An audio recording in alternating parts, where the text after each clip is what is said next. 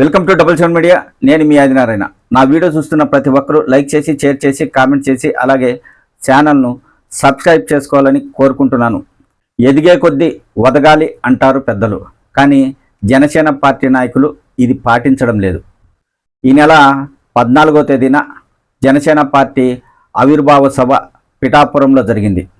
వేలాది మంది అభిమానులు సభకు హాజరై విజయవంతం చేశారు. అయితే ఎంతో విజయవంతంగా సాగిన సభలో పవన్ కళ్యాణ్ గారు, నాగబాబు గారు చేసిన కొన్ని వ్యాఖ్యలు ఇప్పుడు వివాదాస్పదంగా మారాయి. తెలుగుదేశం పార్టీ నాయకులు లోపల చర్చించుకుంటున్నారు. కూటమిలో చాలామంది నాయకులు వారు మాట్లాడిన మాటల గురించి మాట్లాడుకుంటున్నారు. పవన్ కళ్యాణ్ గారు ఏమన్నారంటే, మేము నిలబడ్డాం, మాతో పాటు తెలుగుదేశం పార్టీని నిలబెట్టాం అని డిప్యూటీ సీఎం పవన్ కళ్యాణ్ గారు వ్యాఖ్యలు చేస్తే, నాగబాబు గారు పిఠాపురంలో ఎవరైనా నా వల్ల పవన్ కళ్యాణ్ గారు గెలిచారు అని అనుకుంటే అది వారి కర్మ అని నాగబాబు గారు వ్యాఖ్యలు చేయడం జరిగింది. ఈ వ్యాఖ్యలు ఇప్పుడు కూటమి నాయకుల్లో ఒక చర్చగా మారాయి. తెలుగుదేశం పార్టీ, జనసేన, బీజేపీ మూడు కలిసి 2024 ఎన్నికల్లో పోటీ చేయడం జరిగింది, అధికారంలోకి రావడం జరిగింది. అయితే ఇక్కడ పవన్ కళ్యాణ్ గారు మాట్లాడిన మాటలు ఎలా ఉన్నాయంటే, జనసేన పార్టీ వల్లనే తెలుగుదేశం పార్టీ గెలిచింది అనే విధంగా ఆయన వ్యాఖ్యలు ఉన్నాయంటూ తెలుగుదేశం పార్టీ నాయకులు చర్చించుకుంటున్నారు. ఇటు నాగబాబు గారు చేసిన వ్యాఖ్యలు ఎలా ఉన్నాయంటే, పిఠాపురం మాజీ ఎమ్మెల్యే తెలుగుదేశం పార్టీ నేత వర్మ గారిని అవమానించేటట్లు నాగబాబు గారు మాట్లాడడం జరిగింది. 2024 ఎన్నికల్లో పిఠాపురంలో వర్మ గారు ఆయన ఎమ్మెల్యే సీటు త్యాగం చేసి పవన్ కళ్యాణ్ గారికి ఇవ్వడం జరిగింది. ఆయన సహకారంతో పవన్ కళ్యాణ్ గారు అత్యధిక మెజార్టీతో గెలిచారు. ఈరోజు రాష్ట్రంలో డిప్యూటీ సీఎంగా ఉన్నారు.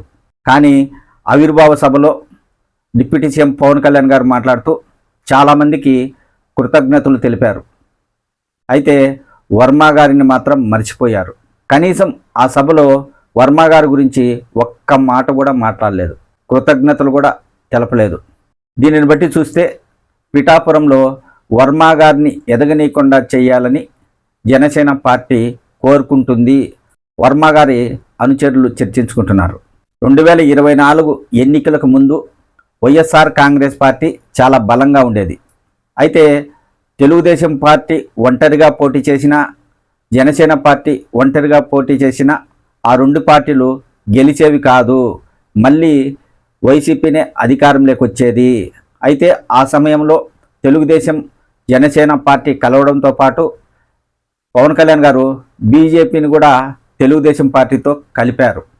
కూటమి నాయకులు ఎవరికి వారు ఏమనుకుంటున్నారంటే, మా వల్లనే జనసేన పార్టీ నాయకులు గెలిచారు, జనసేన పార్టీ నాయకులు మా వల్లనే తెలుగుదేశం పార్టీ గెలిచింది అంటూ మాట్లాడుకోవడం ప్రారంభించారు. కూటమి ప్రభుత్వం అధికారంలోకి వచ్చాక కూటమి నాయకుల్లో ఇలాంటి చర్చలు జరుగుతూ పోతే కూటమి ఎల్లకాలం కలిసి ఉండడం చాలా కష్టము అనేది కొంతమంది రాజకీయ విశ్లేషకులు చెప్తున్నమాట. తెలుగుదేశం, జనసేన, బీజేపీ అందరూ నాయకులు కలిసి కష్టపడ్డారు. అందుకే 2024 ఎన్నికల్లో కూటమి అధికారంలోకి వచ్చింది. కానీ అధికారంలోకి వచ్చిన తర్వాత మాత్రం ఒకరిపై ఒకరు విమర్శలు, అంటే ఇలాంటి విమర్శలే, మా వల్ల వాళ్ళు గెలిచారు, మేము లేకపోతే గెలవలేరు, గతంలో జనసేన పార్టీ తరపున పవన్ కళ్యాణ్ గారు 2 నియోజకవర్గాల్లో పోటీ చేస్తే ఎందుకు గెలవలేదు, ఈరోజు తెలుగుదేశం పార్టీతో కలిసి పోటీ చేశాడు కాబట్టి అత్యధిక మెజార్టీతో గెలిచాడని తెలుగుదేశం పార్టీ నాయకులు అనుకుంటుంటే, జనసేన పార్టీ నాయకులు మాత్రం తెలుగుదేశం పార్టీ కష్టాల్లో ఉన్నప్పుడు వారికి మనము చెయ్యందించాము, అప్పట్లో జనసేన పార్టీ లేకుండా ఉంటే తెలుగుదేశం పార్టీ మళ్ళీ గెలిచి ఉండేది కాదు, మా వల్లనే తెలుగుదేశం పార్టీ అధికారంలోకి రావడం జరిగిందని జనసేన పార్టీకి సంబంధించిన వారు అంటున్నారు. అయితే వర్మ గారి గురించి నాగబాబు గారు చేసిన వ్యాఖ్యలు కావచ్చు, పవన్ కళ్యాణ్ గారు చేసిన వ్యాఖ్యలు కావచ్చు, ఇప్పుడు సోషల్ మీడియాలో విస్తృతంగా వైరల్ అవుతున్నాయి. పవన్ కళ్యాణ్ గారు చేసిన వ్యాఖ్యలకు అనుగుణంగా సోషల్ మీడియాలో కొన్ని పోస్టులు పెడుతున్నారు.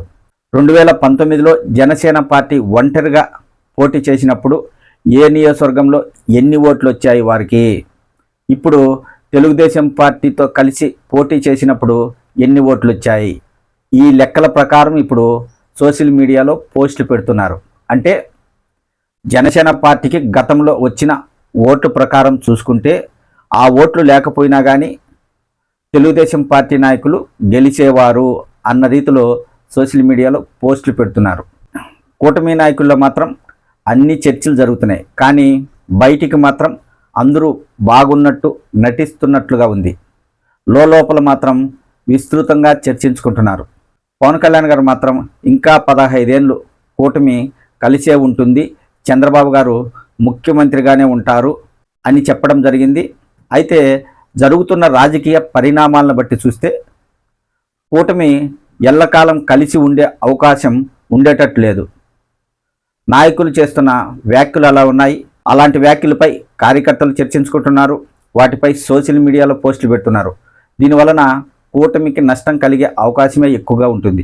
నాగబాబు గారు ఆవిర్భావ సభలో వర్మను ఉద్దేశించే మాట్లాడారు అని ఇప్పుడు తెలుగుదేశం పార్టీ నాయకులు అంటున్నా కూడా ఇంతవరకు జనసేన పార్టీ తరపు నుంచి వర్మ గారి గురించి మాట్లాడలేదని జనసేన పార్టీ నాయకులు ఎవరూ చెప్పడం లేదు. మనం చెప్తున్నది ఏంటంటే కూటమి నాయకులు కలిసి ఉన్నారు, అందరూ బాగా ఉన్నట్లు నటిస్తున్నారు. ఒక్కసారి రాజకీయాల గురించి తెలిసిన వారు ఎవరైనా వాళ్ళు చేసిన వ్యాఖ్యలు విన్నారంటే ఎలాంటి అర్థాలు వస్తాయో మీరే కామెంట్ రూపంలో చెప్పండి.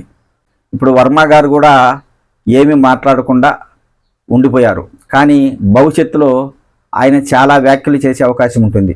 అప్పుడు పవన్ కళ్యాణ్ గారు ఖచ్చితంగా ఆ మాటలకు సమాధానం చెప్పుకోవాల్సిన బాధ్యత వస్తుంది. అయితే కూటమి ప్రభుత్వం అధికారంలో ఉంది కాబట్టి ఏమీ మాట్లాడలేరు ప్రస్తుతానికి. ఎందుకంటే అధికారంలో ఉన్నప్పుడు నాయకులపై వ్యాఖ్యలు చేసి ఎందుకు వారితో చెడ్డపడాలి, పార్టీ నుంచి ఎందుకు దూరం కావాలని నాయకులు భావిస్తారు. అయితే భవిష్యత్తులో మాత్రం వారు చేసిన వ్యాఖ్యలకు చాలామంది నాయకులు సమాధానం చెప్పే అవకాశం ఉంటుంది.